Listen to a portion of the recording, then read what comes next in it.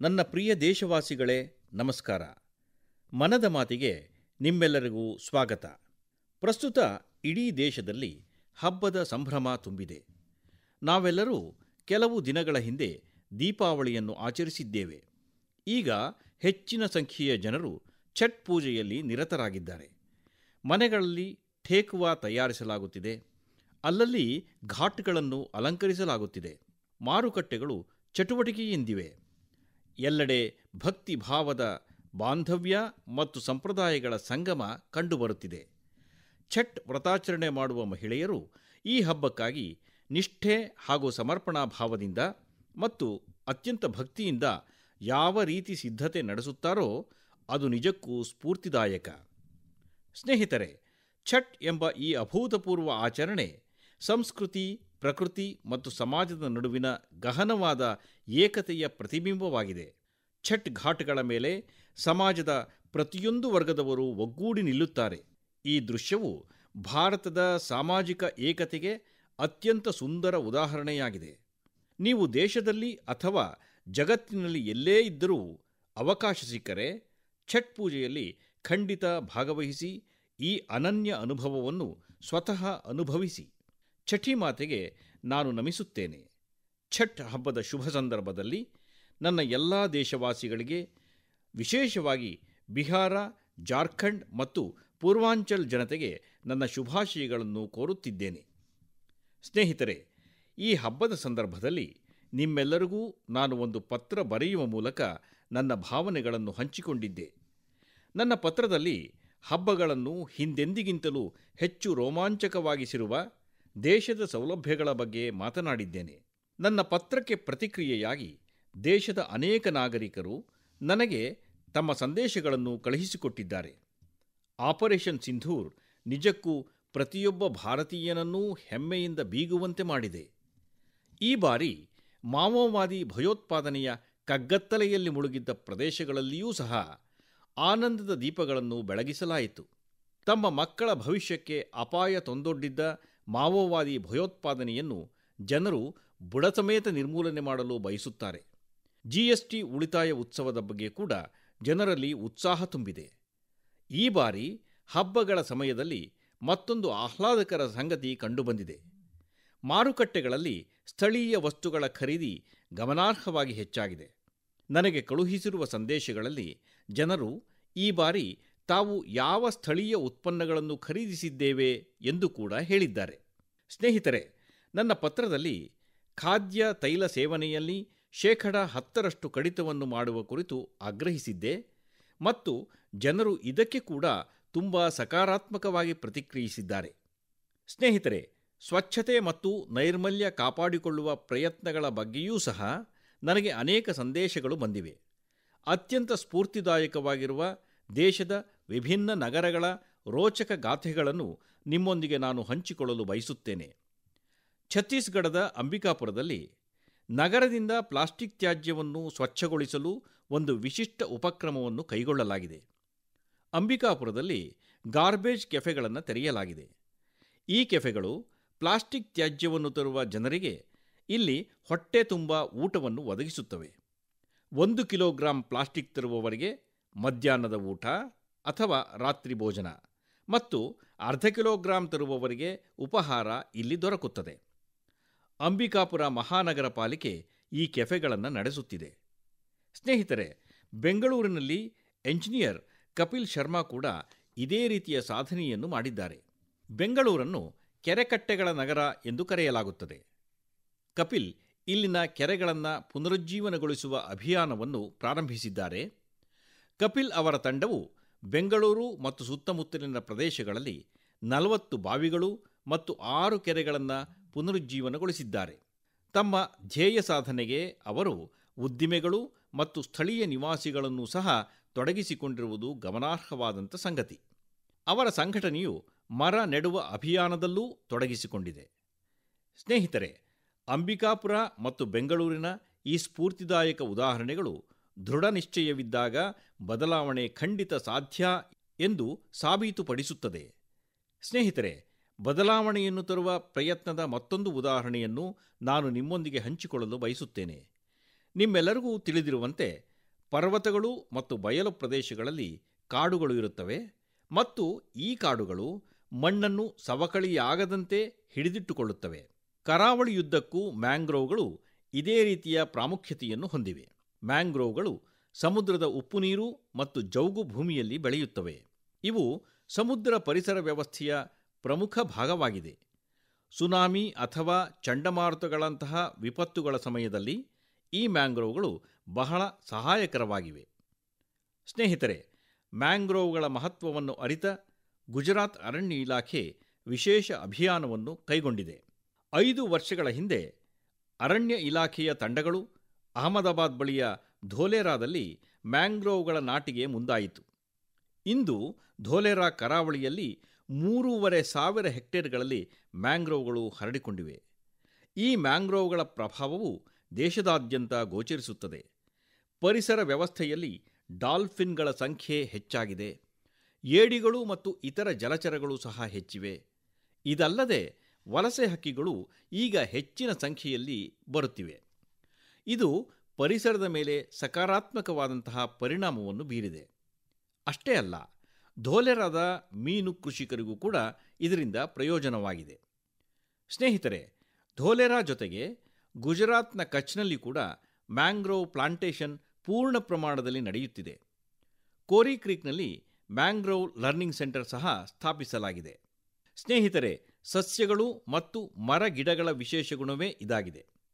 ಯಾವುದೇ ಸ್ಥಳವಿರಲಿ, ಅದು ಪ್ರತಿಯೊಂದು ಜೀವಿಯ ಒಳಿತಿಗಾಗಿ ಕೊಡುಗೆಯನ್ನು ನೀಡುತ್ತದೆ. ಅದಕ್ಕಾಗಿಯೇ ನಮ್ಮ ಧರ್ಮ ಗ್ರಂಥಗಳಲ್ಲಿ ಈ ರೀತಿ ಹೇಳಲಾಗಿದೆ: ಧನ್ಯ ಮಹೀರುಹಾ ಏಭ್ಯೋ ನಿರಾಶಾಂ ಯಾಂತಿನಾರ್ಥಿನಃ. ಅಂದರೆ ಎಂದಿಗೂ ಯಾರನ್ನೂ ನಿರಾಶೆಗೊಳಿಸದ ಮರಗಳು ಮತ್ತು ಸಸ್ಯಗಳೇ ಧನ್ಯ. ನಾವು ಯಾವುದೇ ಪ್ರದೇಶದಲ್ಲಿ ವಾಸಿಸಲಿ, ಮರಗಳನ್ನು ಅವಶ್ಯ ನೆಡಬೇಕು. ಏಕ್ ಪೇಡ್ ಮಾ ಕೆ ನಾಮ್ ಅಭಿಯಾನವನ್ನು ಮುಂದುವರಿಸಬೇಕು. ನನ್ನ ಪ್ರಿಯ ದೇಶವಾಸಿಗಳೇ, ಮನದ ಮಾತಿನಲ್ಲಿ ನಾವು ಚರ್ಚಿಸುವ ವಿಷಯಗಳಲ್ಲಿ ನನಗೆ ಹೆಚ್ಚು ತೃಪ್ತಿ ನೀಡುವ ವಿಷಯ ಯಾವುದು ಎಂದು ನಿಮಗೆ ತಿಳಿದಿದೆಯೇ? ಇದಕ್ಕೆ ನನ್ನ ಉತ್ತರ: ಮನದ ಮಾತಿನಲ್ಲಿ ನಾವು ಚರ್ಚಿಸುವ ವಿಷಯಗಳು ಜನರನ್ನು ಏನಾದರೂ ಒಳ್ಳೆಯದನ್ನು ಮಾಡಲು, ಸಮಾಜದಲ್ಲಿ ಏನಾದರೂ ನಾವೀನ್ಯತೆಯನ್ನು ಹುಟ್ಟುಹಾಕಲು ಪ್ರೇರೇಪಿಸುತ್ತವೆ ಎಂಬುದು. ಇದರಿಂದ ನಮ್ಮ ಸಂಸ್ಕೃತಿ ಮತ್ತು ನಮ್ಮ ದೇಶದ ಹಲವಾರು ಅಂಶಗಳು ಬೆಳಕಿಗೆ ಬರುತ್ತವೆ. ಸ್ನೇಹಿತರೆ, ಸುಮಾರು 5 ವರ್ಷಗಳ ಹಿಂದೆ ನಾನು ಈ ಕಾರ್ಯಕ್ರಮದಲ್ಲಿ ಭಾರತೀಯ ತಳಿಯ ಶ್ವಾನಗಳ ಬಗ್ಗೆ ಚರ್ಚಿಸಿದ್ದೆ ಎಂಬುದು ನಿಮ್ಮಲ್ಲಿ ಹಲವರಿಗೆ ನೆನಪಿರಬಹುದು. ನಮ್ಮ ಪರಿಸರ ಮತ್ತು ಪರಿಸ್ಥಿತಿಗಳಿಗೆ ಸುಲಭವಾಗಿ ಹೊಂದಿಕೊಳ್ಳುವ ಕಾರಣ ಭಾರತೀಯ ತಳಿಯ ಶ್ವಾನಗಳನ್ನು ದತ್ತು ತೆಗೆದುಕೊಳ್ಳುವಂತೆ ನಾನು ದೇಶವಾಸಿಗಳು ಮತ್ತು ನಮ್ಮ ಭದ್ರತಾ ಪಡೆಗಳನ್ನು ಆಗ್ರಹಿಸಿದ್ದೆ. ಈ ನಿಟ್ಟಿನಲ್ಲಿ ನಮ್ಮ ಭದ್ರತಾ ಸಂಸ್ಥೆಗಳು ಶ್ಲಾಘನೀಯ ಪ್ರಯತ್ನಗಳನ್ನು ಮಾಡಿವೆ ಎಂದು ತಿಳಿಸಲು ನನಗೆ ಅತ್ಯಂತ ಸಂತಸವೆನಿಸುತ್ತದೆ. BSF ಮತ್ತು CRPF ತಮ್ಮ ತಂಡಗಳಲ್ಲಿ ಭಾರತೀಯ ತಳಿಯ ಶ್ವಾನಗಳ ಸಂಖ್ಯೆಯನ್ನು ಹೆಚ್ಚಿಸಿವೆ. BSFನ ರಾಷ್ಟ್ರೀಯ ಶ್ವಾನ ತರಬೇತಿ ಕೇಂದ್ರವು ಗ್ವಾಲಿಯರ್ನ ಟೆಕನ್ಪುರದಲ್ಲಿದೆ. ಇಲ್ಲಿ ಉತ್ತರ ಪ್ರದೇಶದ ರಾಂಪುರ ಹೌಂಡ್ಗಳು, ಕರ್ನಾಟಕ ಮತ್ತು ಮಹಾರಾಷ್ಟ್ರದ ಮುಧೋಳ ಹೌಂಡ್ಗಳಿಗೆ ವಿಶೇಷ ಗಮನವನ್ನು ನೀಡಲಾಗುತ್ತಿದೆ. ಈ ಕೇಂದ್ರದಲ್ಲಿ ತರಬೇತುದಾರರು ತಂತ್ರಜ್ಞಾನ ಮತ್ತು ನಾವೀನ್ಯತೆಯ ಸಹಾಯದಿಂದ ಶ್ವಾನಗಳಿಗೆ ಉತ್ತಮ ರೀತಿಯಲ್ಲಿ ತರಬೇತಿಯನ್ನು ನೀಡುತ್ತಿದ್ದಾರೆ. ಭಾರತೀಯ ತಳಿಯ ಶ್ವಾನಗಳ ವಿಶಿಷ್ಟ ಸಾಮರ್ಥ್ಯಗಳನ್ನು ಸಮರ್ಥವಾಗಿ ಬಳಸಿಕೊಳ್ಳಲು ಅವುಗಳ ತರಬೇತಿ ಕೈಪಿಡಿಗಳನ್ನು ಕೂಡ ಪುನಃ ಬರೆಯಲಾಗಿದೆ. ಮೋಂಗ್ರೆಲ್ಸ್, ಮುಧೋಳ ಹೌಂಡ್, ಕೊಂಬೈ ಮತ್ತು ಪಾಂಡಿಕೋನದಂತಹ ಭಾರತೀಯ ಶ್ವಾನಗಳಿಗೆ ಬೆಂಗಳೂರಿನ CRPFನ ಶ್ವಾನ ತಳಿ ಮತ್ತು ತರಬೇತಿ ಶಾಲೆಯಲ್ಲಿ ತರಬೇತಿಯನ್ನು ಕೂಡ ನೀಡಲಾಗುತ್ತಿದೆ. ಸ್ನೇಹಿತರೆ, ಕಳೆದ ವರ್ಷ ಲಕ್ನೋದಲ್ಲಿ all India police duty meet ನಡೆದಿತ್ತು. ಆ ಸಮಯದಲ್ಲಿ ರಿಯಾ ಎಂಬ ಶ್ವಾನ ಎಲ್ಲರ ಗಮನವನ್ನು ಸೆಳೆಯಿತು. ಅದು BSFನಿಂದ ತರಬೇತಿ ಪಡೆದ ಮುಧೋಳ ಹೌಂಡ್ ತಳಿ. ರಿಯಾ ಹಲವಾರು ವಿದೇಶಿ ತಳಿಗಳನ್ನು ಹಿಂದಿಕ್ಕಿ ಪ್ರಥಮ ಬಹುಮಾನವನ್ನು ಗೆದ್ದಿತ್ತು. ಸ್ನೇಹಿತರೆ, BSF ತನ್ನ ಶ್ವಾನಗಳಿಗೆ ಈಗ ವಿದೇಶಿ ಹೆಸರುಗಳ ಬದಲಿಗೆ ಭಾರತೀಯ ಹೆಸರುಗಳನ್ನು ಇಡುವ ಸಂಪ್ರದಾಯವನ್ನು ಪ್ರಾರಂಭಿಸಿದೆ. ನಮ್ಮ ಸ್ಥಳೀಯ ಶ್ವಾನಗಳು ಕೂಡ ಗಮನಾರ್ಹ ಧೈರ್ಯವನ್ನು ಮೆರೆದಿವೆ. ಕಳೆದ ವರ್ಷ ಛತ್ತೀಸ್ಗಢದ ಮಾವೋವಾದಿ ಪೀಡಿತ ಪ್ರದೇಶದಲ್ಲಿ ಗಸ್ತು ತಿರುಗುತ್ತಿದ್ದಾಗ ಸ್ಥಳೀಯ CRPF ಶ್ವಾನವೊಂದು 8 ಕಿಲೋಗ್ರಾಂಗಳಷ್ಟು ಸ್ಫೋಟಕವನ್ನು ಪತ್ತೆ ಹಚ್ಚುವಲ್ಲಿ ಯಶಸ್ವಿಯಾಯಿತು. ಈ ನಿಟ್ಟಿನಲ್ಲಿ BSF ಮತ್ತು CRPF ಮಾಡಿದ ಪ್ರಯತ್ನಗಳಿಗಾಗಿ ನಾನು ಅವರನ್ನು ಅಭಿನಂದಿಸುತ್ತೇನೆ.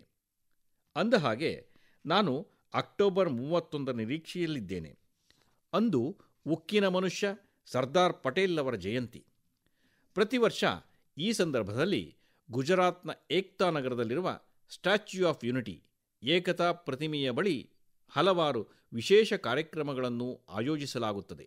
ಏಕತಾ ದಿನದ ಮೆರವಣಿಗೆಯನ್ನು ಸಹ ನಡೆಸಲಾಗುತ್ತದೆ. ಈ ಮೆರವಣಿಗೆಯಲ್ಲಿ ಮತ್ತೊಮ್ಮೆ ಭಾರತೀಯ ಶ್ವಾನಗಳ ಪರಾಕ್ರಮವನ್ನು ಪ್ರದರ್ಶಿಸಲಾಗುತ್ತದೆ. ನೀವು ಕೂಡ ಅವಕಾಶ ಕಲ್ಪಿಸಿಕೊಂಡು ಖಂಡಿತ ಅದನ್ನು ವೀಕ್ಷಿಸಿ ಎಂದು ಮನವಿ ಮಾಡುತ್ತೇನೆ. ನನ್ನ ಪ್ರಿಯ ದೇಶವಾಸಿಗಳೇ, ಸರ್ದಾರ್ ಪಟೇಲ್ ಅವರ 150ನೇ ಜನ್ಮ ದಿನಾಚರಣೆಯು ಇಡೀ ದೇಶಕ್ಕೆ ಬಹಳ ವಿಶೇಷ ಸಂದರ್ಭವಾಗಿದೆ.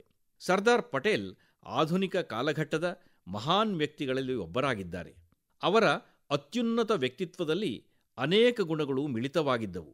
ಅವರು ಅತ್ಯಂತ ಪ್ರತಿಭಾನ್ವಿತ ವಿದ್ಯಾರ್ಥಿಯಾಗಿದ್ದರು. ಭಾರತ ಮತ್ತು ಬ್ರಿಟನ್ ಉಭಯ ದೇಶಗಳಲ್ಲಿನ ತಮ್ಮ ಅಧ್ಯಯನದಲ್ಲಿ ಶ್ರೇಷ್ಠ ಪ್ರದರ್ಶನ ನೀಡಿದ್ದರು. ಅವರು ತಮ್ಮ ಕಾಲದ ಅತ್ಯಂತ ಯಶಸ್ವಿ ವಕೀಲರಲ್ಲಿ ಒಬ್ಬರಾಗಿದ್ದರು. ಅವರು ಕಾನೂನಿನಲ್ಲಿ ಹೆಚ್ಚಿನ ಖ್ಯಾತಿಯನ್ನು ಗಳಿಸಬಹುದಾಗಿತ್ತು.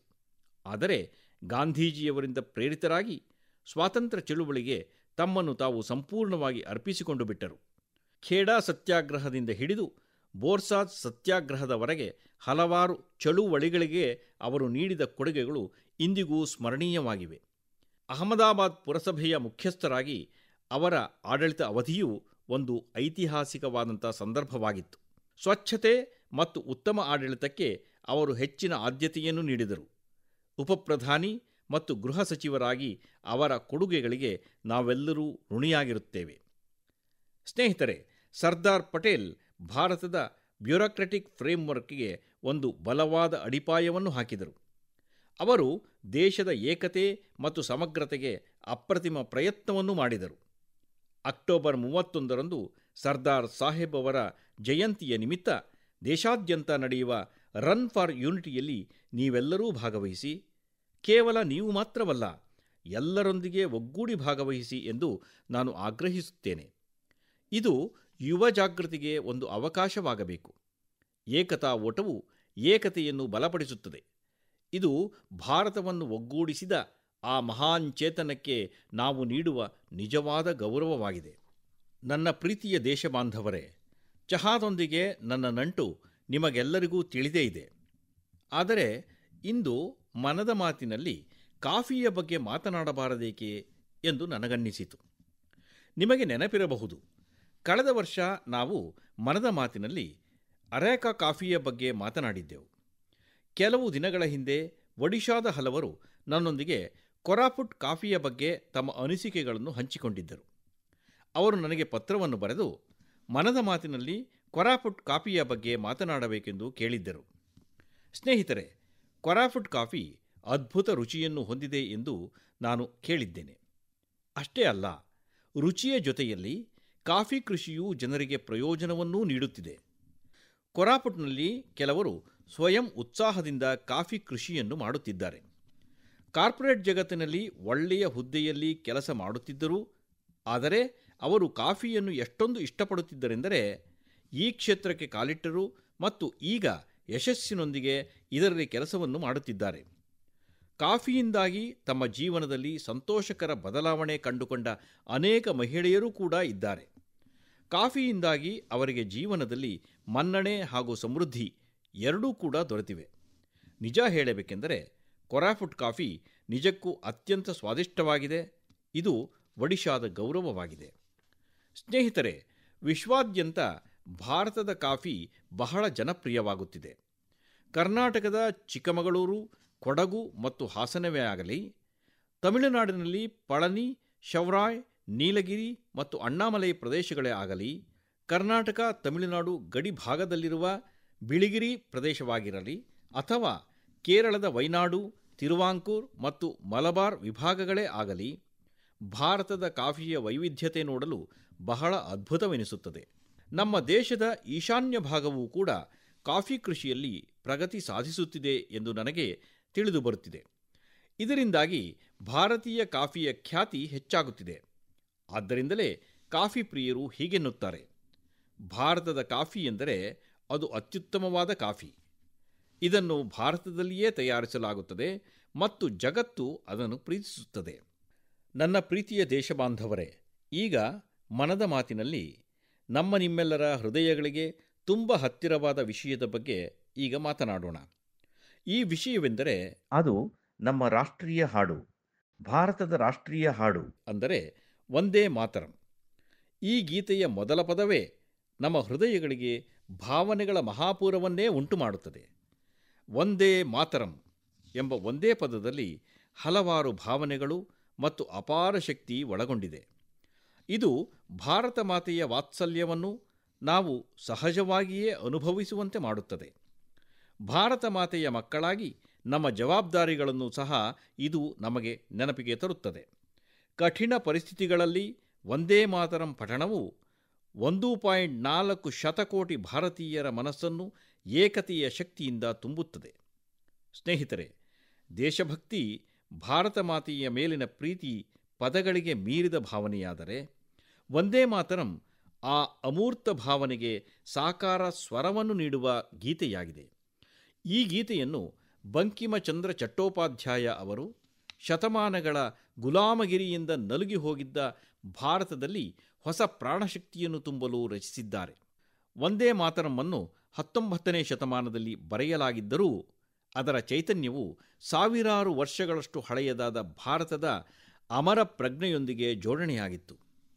ಮಾತಾ ಭೂಮಿ ಪುತ್ರೋ ಅಹಂ ಪೃಥಿವ್ಯಾಹ, ಭೂಮಿಯೇ ತಾಯಿ ಮತ್ತು ನಾನು ಅವಳ ಮಗು. ವೇದಗಳು ಈ ರೀತಿ ತಮ್ಮ ಭಾವನೆಗಳನ್ನು ವ್ಯಕ್ತಪಡಿಸುತ್ತಾ ಭಾರತೀಯ ನಾಗರಿಕತೆಯ ಅಡಿಪಾಯವನ್ನು ಹಾಕಿವೆ. ವಂದೇ ಮಾತರಂ ಗೀತೆ ರಚಿಸುವ ಮೂಲಕ ಬಂಕಿಮಚಂದ್ರ ಅವರು ಮಾತೃಭೂಮಿ ಮತ್ತು ಆಕೆಯ ಮಕ್ಕಳ ನಡುವಿನ ಅದೇ ಸಂಬಂಧವನ್ನು ಭಾವನೆಗಳ ಜಗತ್ತಿನಲ್ಲಿ ಒಂದು ಮಂತ್ರದ ರೂಪದಲ್ಲಿ ಬಂಧಿಸಿದ್ದಾರೆ. ಸ್ನೇಹಿತರೆ, ನಾನು ಇದ್ದಕ್ಕಿದ್ದಂತೆ ವಂದೇ ಮಾತರಂ ಬಗ್ಗೆ ಇಷ್ಟೊಂದು ಮಾತುಗಳನ್ನು ಏಕೆ ಆಡುತ್ತಿದ್ದೇನೆ ಎಂದು ನೀವು ಈಗ ಯೋಚಿಸುತ್ತಿರಬಹುದಲ್ಲವೇ? ವಾಸ್ತವದಲ್ಲಿ ಕೆಲವೇ ದಿನಗಳ ನಂತರ ನವೆಂಬರ್ 7ರಂದು ನಾವು ವಂದೇ ಮಾತರಂನ 150ನೇ ವರ್ಷದ ಆಚರಣೆಗೆ ಪ್ರವೇಶಿಸಲಿದ್ದೇವೆ. 150 ವರ್ಷಗಳ ಹಿಂದೆ ವಂದೇ ಮಾತರಂನ ರಚನೆಯಾಯಿತು ಮತ್ತು 1896ರಲ್ಲಿ ಗುರುದೇವ ರವೀಂದ್ರನಾಥ ಟ್ಯಾಗೋರ್ ಅವರು ಪ್ರಥಮ ಬಾರಿಗೆ ಇದನ್ನು ಹಾಡಿದ್ದರು. ಸ್ನೇಹಿತರೆ, ವಂದೇ ಮಾತರಂ ಗೀತೆಯಲ್ಲಿ ಕೋಟ್ಯಾಂತರ ದೇಶವಾಸಿಗಳು ಸದಾಕಾಲ ರಾಷ್ಟ್ರಪ್ರೇಮದ ಅಗಾಧ ಭಾವನೆಯನ್ನು ಅನುಭವಿಸಿದ್ದಾರೆ. ನಮ್ಮ ಪೀಳಿಗೆಯು ವಂದೇ ಮಾತರಂನ ಪದಗಳಲ್ಲಿ ಭಾರತದ ಒಂದು ಜೀವಂತ ಮತ್ತು ಭವ್ಯ ಸ್ವರೂಪವನ್ನು ಕಂಡುಕೊಂಡಿದೆ. ಸುಜಲಾಂ ಸುಫಲಾಂ ಮಲಯಜ ಶೀತಲಾಂ ಸಸ್ಯಶ್ಯಾಮಲಾಂ ಮಾತರಂ ವಂದೇ ಮಾತರಂ. ನಾವು ಇಂತಹ ಭಾರತವನ್ನೇ ನಿರ್ಮಿಸಬೇಕು. ವಂದೇ ಮಾತರಂ ನಮ್ಮ ಈ ಪ್ರಯತ್ನಗಳಲ್ಲಿ ಸದಾಕಾಲ ನಮಗೆ ಪ್ರೇರಣೆಯಾಗಿರುತ್ತದೆ. ಆದ್ದರಿಂದ ನಾವು ವಂದೇ ಮಾತರಂನ 150ನೇ ವರ್ಷವನ್ನು ಕೂಡ ಸ್ಮರಣೀಯವಾಗಿಸಬೇಕು. ಮುಂದಿನ ಪೀಳಿಗೆಗಳಿಗಾಗಿ ನಾವು ಈ ಮೌಲ್ಯಗಳ ಹರಿವನ್ನು ಮುಂದುವರಿಸಲೇಬೇಕು. ಮುಂಬರುವ ದಿನಗಳಲ್ಲಿ ವಂದೇ ಮಾತರಂ ಸಂಬಂಧಿತ ಅನೇಕ ಕಾರ್ಯಕ್ರಮಗಳು ಕೂಡ ನಡೆಯಲಿವೆ. ದೇಶದಲ್ಲಿ ಹಲವಾರು ಆಯೋಜನೆಗಳು ನಡೆಯಲಿವೆ. ನಾವು ದೇಶವಾಸಿಗಳೆಲ್ಲರೂ ಕೂಡ ಸೇರಿ ವಂದೇ ಮಾತರಂ ವೈಭವೀಕರಿಸಲು ಸ್ವಯಂ ಪ್ರೇರಿತ ಪ್ರಯತ್ನ ಮಾಡಬೇಕೆಂದು ನಾನು ಬಯಸುತ್ತೇನೆ. ದಯವಿಟ್ಟು ನಿಮ್ಮ ಸಲಹೆಗಳನ್ನು ವಂದೇ ಮಾತರಂ 150 ಇದರೊಂದಿಗೆ ನನಗೆ ಕಳುಹಿಸಿಕೊಡಿ. ವಂದೇ ಮಾತರಂ 150. ನಾನು ನಿಮ್ಮ ಸಲಹೆ ಸೂಚನೆಗಳಿಗಾಗಿ ನಿರೀಕ್ಷಿಸುತ್ತಿರುತ್ತೇನೆ ಮತ್ತು ನಾವೆಲ್ಲರೂ ಈ ಸಂದರ್ಭವನ್ನು ಒಂದು ಐತಿಹಾಸಿಕವನ್ನಾಗಿ ಮಾಡಲು ಕೆಲಸ ಮಾಡೋಣ.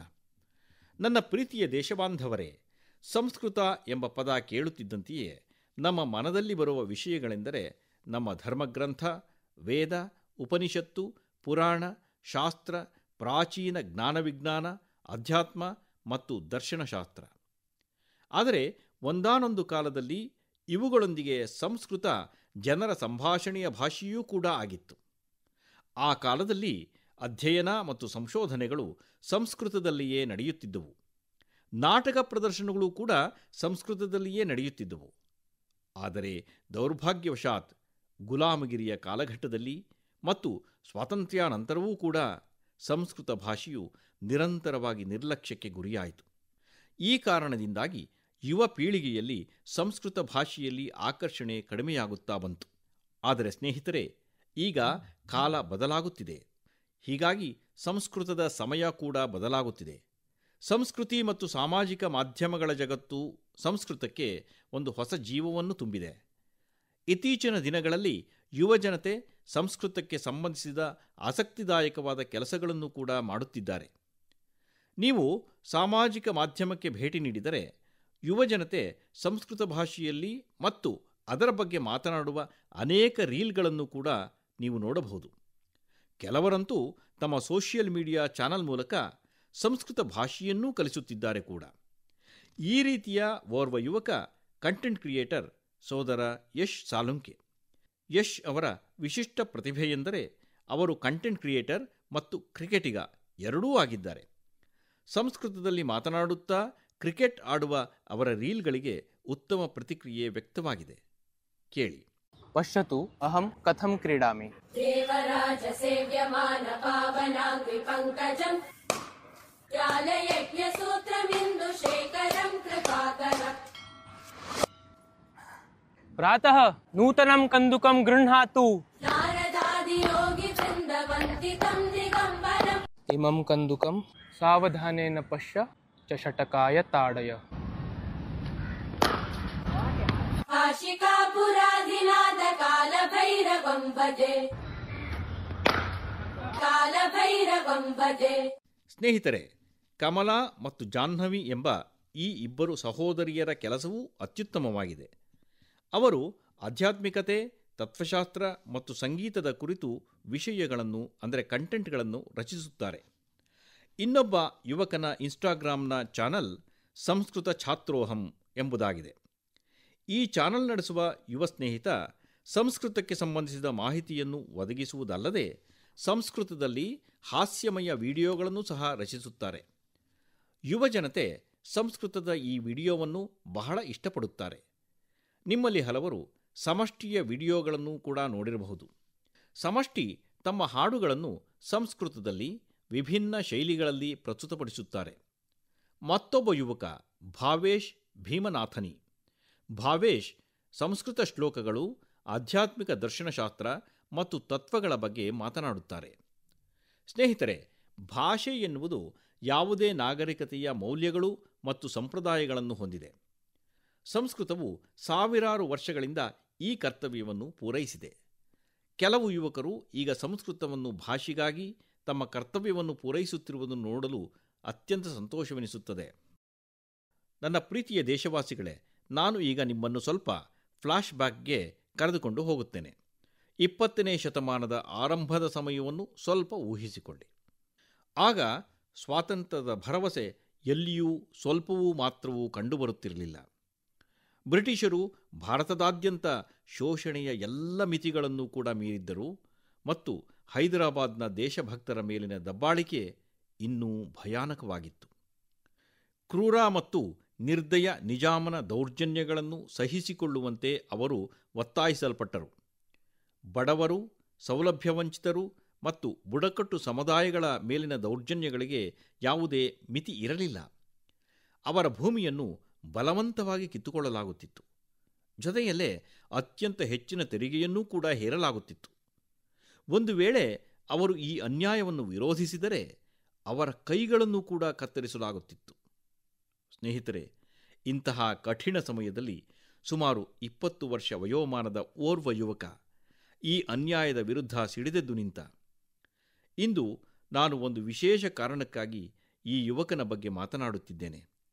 ಆತನ ಹೆಸರನ್ನು ಬಹಿರಂಗಪಡಿಸುವ ಮೊದಲು ಆತನ ಧೈರ್ಯದ ಬಗ್ಗೆ ನಾನು ನಿಮಗೆ ಹೇಳುತ್ತೇನೆ. ಸ್ನೇಹಿತರೆ, ಆ ದಿನಗಳಲ್ಲಿ ನಿಜಾಮನ ಆಡಳಿತ ವಿರುದ್ಧ ಒಂದೇ ಒಂದು ಮಾತನಾಡುವುದನ್ನು ಕೂಡ ಅಪರಾಧವೆಂದೇ ಪರಿಗಣಿಸಲಾಗುತ್ತಿತ್ತು.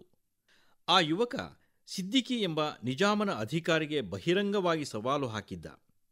ರೈತರ ಬೆಳೆಗಳನ್ನು ಮುಟ್ಟುಗೋಲು ಹಾಕಿಕೊಳ್ಳಲು ನಿಜಾಮ ಸಿದ್ದಿಕಿಯನ್ನು ಕಳುಹಿಸಿದ್ದ. ಆದರೆ ದಬ್ಬಾಳಿಕೆ ವಿರುದ್ಧದ ಈ ಹೋರಾಟದಲ್ಲಿ ಯುವಕ ಅಧಿಕಾರಿ ಸಿದ್ದಿಕಿಯನ್ನು ಕೊಂದು ಹಾಕಿದ. ಬಂಧನದಿಂದ ತಪ್ಪಿಸಿಕೊಳ್ಳುವಲ್ಲಿಯೂ ಕೂಡ ಆತ ಯಶಸ್ವಿಯಾದ. ನಿಜಾಮನ ದಬ್ಬಾಳಿಕೆಯ ಪೊಲೀಸರಿಂದ ತಪ್ಪಿಸಿಕೊಂಡು ಆ ಯುವಕ 100 ಕಿಲೋಮೀಟರ್ ದೂರದ ಅಸ್ಸಾಂಗೆ ಪಲಾಯನ ಮಾಡಿದ. ಸ್ನೇಹಿತರೆ, ನಾನು ಯಾವ ಮಹಾನ್ ವ್ಯಕ್ತಿಯ ಬಗ್ಗೆ ಮಾತನಾಡುತ್ತಿದ್ದೇನೋ ಆ ವ್ಯಕ್ತಿಯ ಹೆಸರು ಕೋಮರಂ ಭೀಮ್. ಈಗ ಅಕ್ಟೋಬರ್ 22ರಂದು ಈತನ ಜನ್ಮ ಜಯಂತಿಯನ್ನು ಆಚರಿಸಲಾಯಿತು.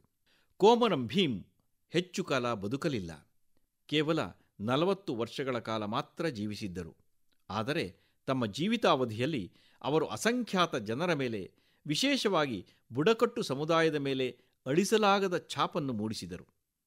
ನಿಜಾಮನ ವಿರುದ್ಧ ಹೋರಾಡುವವರಿಗೆ ಅವರು ಹೊಸ ಶಕ್ತಿಯೊಂದನ್ನು ತುಂಬಿದರು. ಅವರು ತಮ್ಮ ಕಾರ್ಯತಂತ್ರದ ಕೌಶಲ್ಯಕ್ಕೂ ಹೆಸರುವಾಸಿಯಾಗಿದ್ದರು.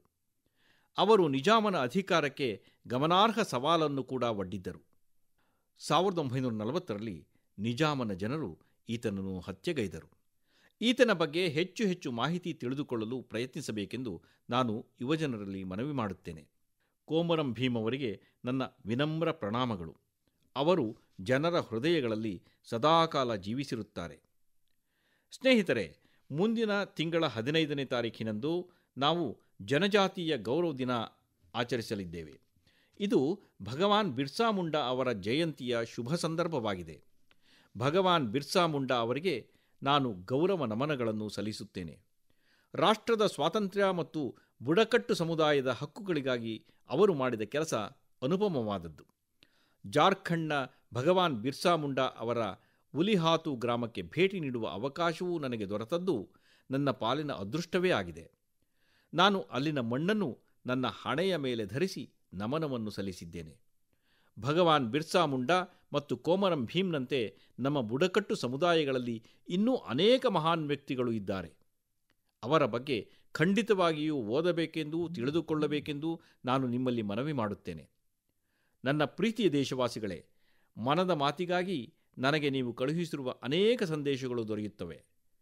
ಕೆಲವರು ಈ ಸಂದೇಶಗಳಲ್ಲಿ ತಮ್ಮ ಸುತ್ತಮುತ್ತಲಿನ ಪ್ರತಿಭಾವಂತರ ಬಗ್ಗೆ ಮಾತನಾಡುತ್ತಾರೆ. ಅವುಗಳನ್ನು ಓದಿ ನಮ್ಮ ಸಣ್ಣ ನಗರಗಳು, ಪಟ್ಟಣಗಳು ಮತ್ತು ಗ್ರಾಮಗಳಲ್ಲಿ ಕೂಡ ಆವಿಷ್ಕಾರಕ ಚಿಂತನೆಗಳೊಂದಿಗೆ ಕೆಲಸ ನಡೆಯುತ್ತಿರುವ ಬಗ್ಗೆ ನನಗೆ ಅತ್ಯಂತ ಸಂತೋಷವಾಗುತ್ತದೆ. ಸೇವಾ ಮನೋಭಾವದಿಂದ ಸಮಾಜದಲ್ಲಿ ಬದಲಾವಣೆ ತರುವ ಕಾರ್ಯದಲ್ಲಿ ತೊಡಗಿರುವ ವ್ಯಕ್ತಿಯ ಬಗ್ಗೆ ಅಥವಾ ಗುಂಪುಗಳ ಬಗ್ಗೆ ನಿಮಗೆ ತಿಳಿದಿದ್ದರೆ ನನಗೆ ಖಂಡಿತ ತಿಳಿಯಪಡಿಸಿ. ಎಂದಿನಂತೆ ನಾನು ನಿಮ್ಮ ಸಂದೇಶಗಳಿಗಾಗಿ ನಿರೀಕ್ಷಿಸುತ್ತಿರುತ್ತೇನೆ. ಮುಂದಿನ ತಿಂಗಳು ನಾವು ಮನದ ಮಾತಿನ ಮತ್ತೊಂದು ಸಂಚಿಕೆಯಲ್ಲಿ ಭೇಟಿಯಾಗೋಣ. ಕೆಲವು ಹೊಸ ವಿಷಯಗಳೊಂದಿಗೆ ಭೇಟಿಯಾಗೋಣ. ಅಲ್ಲಿಯವರೆಗೆ ನಿಮ್ಮಿಂದ ವಿದಾಯವನ್ನು ಕೋರುತ್ತಿದ್ದೇನೆ. ನಿಮ್ಮೆಲ್ಲರಿಗೂ ಅನಂತಾನಂತ ಧನ್ಯವಾದಗಳು. ನಮಸ್ಕಾರ.